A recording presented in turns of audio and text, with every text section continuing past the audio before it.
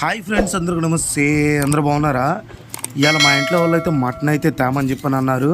నా కాడ మటన్ తీసుకురావడానికి డబ్బులు అయితే తక్కువగా ఉన్నాయని చెప్పి బీఫ్ అయితే తీసుకొచ్చాను. అదేంది భయ్య, బీఫ్ అయితే స్మెల్ వచ్చేది కదా అని చెప్పని అనుకుంటారా? మీరే కదా భయ్య, అందరు ఎట్టగా అనుకుంటారు. బీఫ్ని మటన్ లాగా వండుకోవాలంటే నా వీడియో చూసేయండి, మీకే అర్థమైపోద్ది. ఫస్ట్ బీఫ్ని బాగా నీళ్ళల్లో ఉడకబెట్టుకోవాలి. ఉడకబెట్టేటప్పుడు మెయిన్ ప్రాసెస్ భయ్యో, చెక్క, లవంగాలు, యాలుక్కాయి బాగా బిర్యానీ ఆకేసి బాగా ఉడకబెట్టుకోవాలి.